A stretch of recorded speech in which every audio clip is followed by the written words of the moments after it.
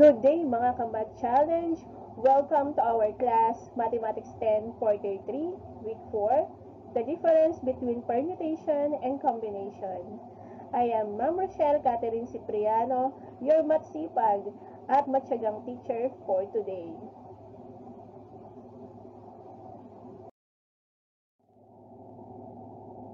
For our competency, the learner should be able to differentiate permutation from combination of n objects taken or at a time.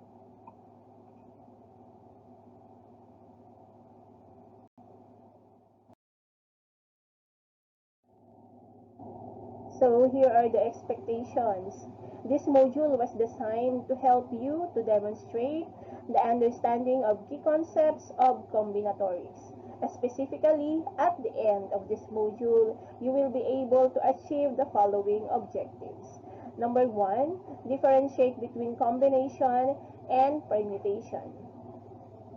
Number 2, determine if the given problem is combination or permutation, and find the number of ways an object can be chosen or arranged in order.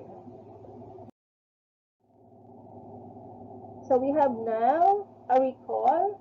So the factorial function or this symbol means to multiply a series of descending natural numbers. Example, so if it is 4 factorial, meaning to say you will write 4, start kayo sa 4 times 3 times 2 times 1, and then multiply them all. So 4 times 3 is 12, times 2 is 24, times 1 is 24. If it is 7 factorial, you will start at 7. 7 times 6, times 5, times 4, times 3, times 2, times 1 is equals to 5,040. And 1 factorial is equals to 1.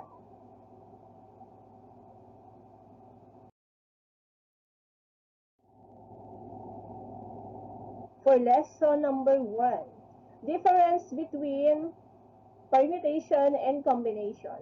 So in the previous lesson, you already knew the meaning of permutation and that of combination. So let us now differentiate the two. So the difference between combinations and permutations is ordering.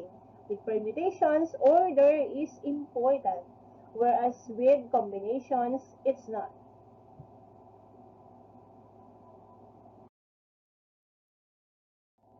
So here are the basis for comparison, the definition, the order, the denotes, and answers. For permutation, so it is referred to the different ways of arranging a set of objects in order. So the order here is important. It denotes arrangements. And the answer is how many different arrangements can be created from a given set of objects. Meanwhile, here is the definition of combination. So it refers to ways of choosing items from a large set of objects such that their order does not matter. In terms of order, it is not important, and it denotes selection. So for the answers, how many different groups can be chosen from a larger group of objects?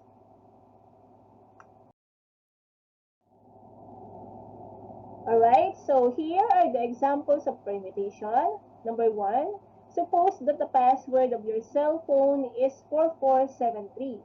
If you enter 4734, you won't be able to unlock your phone because it is in different order. Again, in permutation, order is important.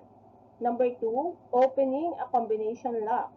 So if your combination is 1, 2, 3, you won't be able to open it if you use 3, 2, 1. And number 3, determining the top 3 winners in a contest. So placing is considered ordering. Okay, again, order is important in permutation.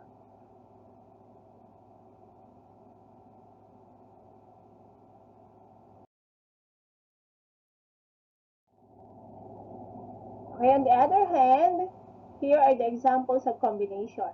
So number 1, selecting a committee of 4 members from 10 members. So 4 members can be selected without order. Okay, so here in combination, order is not important.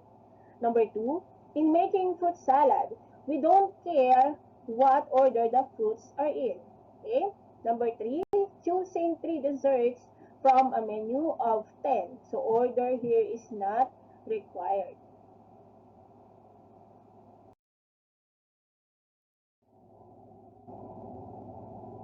For lesson number 2, determine if the given problem is combination or permutation. So when solving problems that require the number of ways that people or thing can be arranged, you must first determine if order is important. So if the order matters, then it is permutation. If the order is not important, it is combination.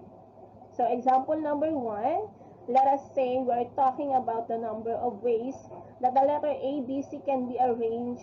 So these are the possibilities. If the order does matter, we have here A, B, C, A, C, B, B, A, C, C, B, A, C, A, B, B, C, A. So this is permutation.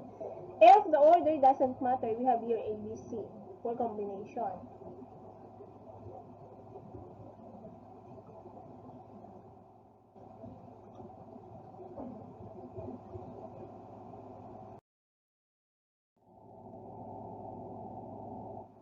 Okay, so let us identify if this is permutation or combination. So example number 2, in how many ways can 5 runners finish in a race? So there is first place, second place, third place, and etc. So the order in which they finish is important. So therefore, this is a permutation. Next, example number 3, in how many ways can 3 committee members be picked from a pool of 50 people? So the role of each member is the same. Okay? So it doesn't matter if pick first, second, or third, they all have the same role. So the order here is not important. So therefore, it is combination.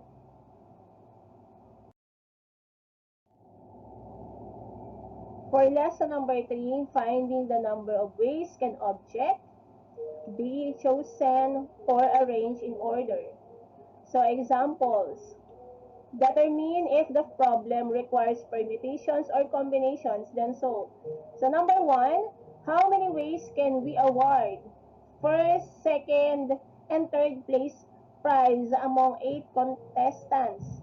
So there is order, no? Order is important. That's why the type of problem is permutation. So we will be using this formula, n factorial over n minus r quantity factorial. So the value of n is 8 because we have 8 contestants. Okay? And we have uh, 3 ways, no? Okay? So this is 8 factorial over 8 minus 3 quantity factorial. So 8 minus 3 muna is 5 factorial. So again, let's start with 8 times 7 times 6 times 5. Factorial na pababayan. So nakita nyo sa denominator, 5 factorial din. So pwede nyo na i-cancel. Kesa naman isulat nyo 5 times 4 times 3 times 2 times 1. Kasi ika-cancel nyo rin. So pwede na yan hanggang dyan lang. Okay? Then, ang mga naiwan, ours, we have 8 times 7 times 6. So 8 times 7 is 56 times 6 is we have 336.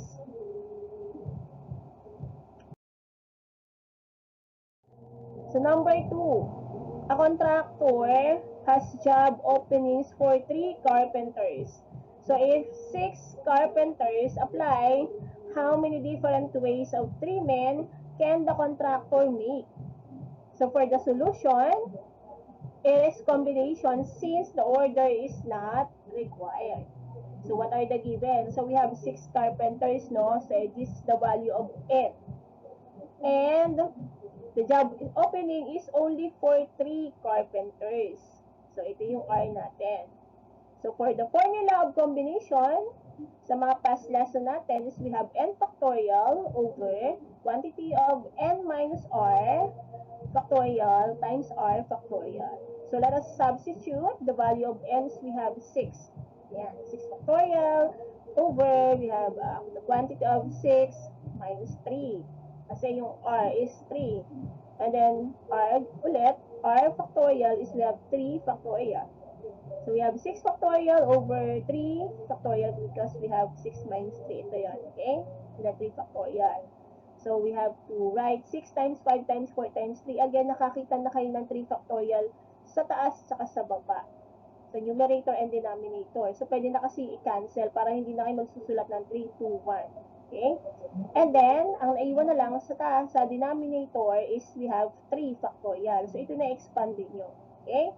So, 3 times 2 times 1. And then, sa taas, or sa numerators, we have 6 times 5 times 4. Multiply them. 6 times 5 is 30 times 4 is 120. And 3 times 2 times 1 is 6. So, 120 divided by 6 is equals to 20. Okay?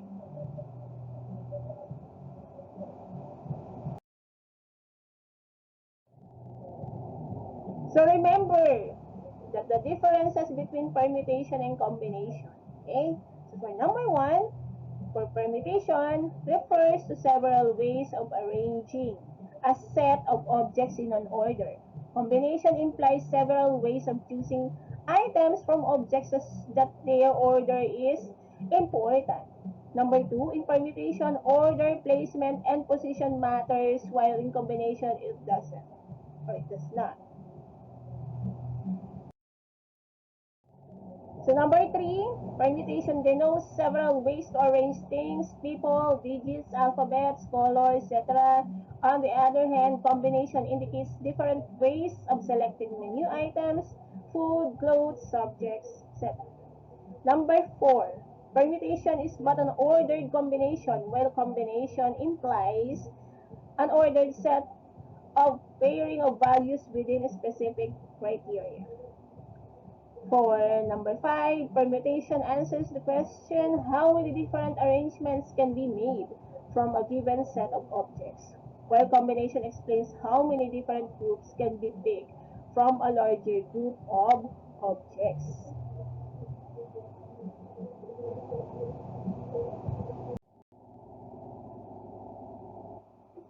Okay, so let us have practice. Okay, identify if the following statement is permutation or combination. 10 runners join in a race.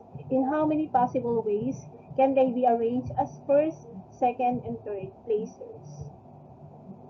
So as you will notice, there is order as first, second, and third. Okay, so what is your answer? Okay, correct. The answer is permutation.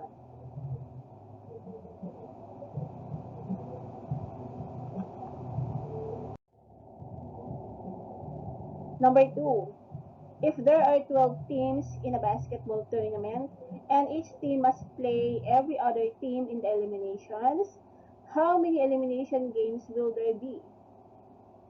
Okay? So what is your answer? Correct answer is combination because the order is not important. Again, the order is not important. Okay, for number 3, in how many ways can Aling Rosa arrange 6 potted plants in a row? Okay? So remember the key terms or the key words.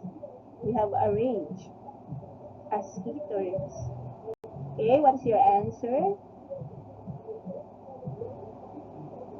Correct answer is permutation because there is arrangement. Order is important.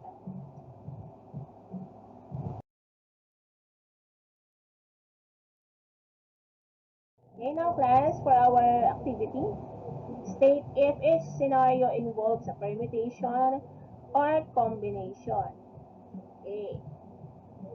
So here is activity number 1.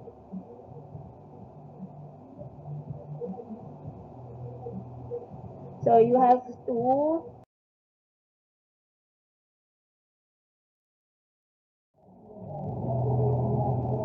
For activity number 2, apply your skills. State if each scenario involves a permutation or a combination, then solve. After you state if it is permutation or combination, you have to solve this. Show your solution on your answer sheet.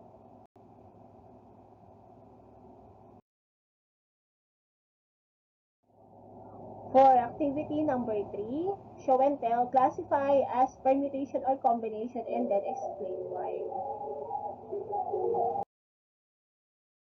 Okay, for our reference, from the creator of Mathematics 10, Module Quarter 3, Week 4, and Grade 10 Mathematics Module. Thank you for listening.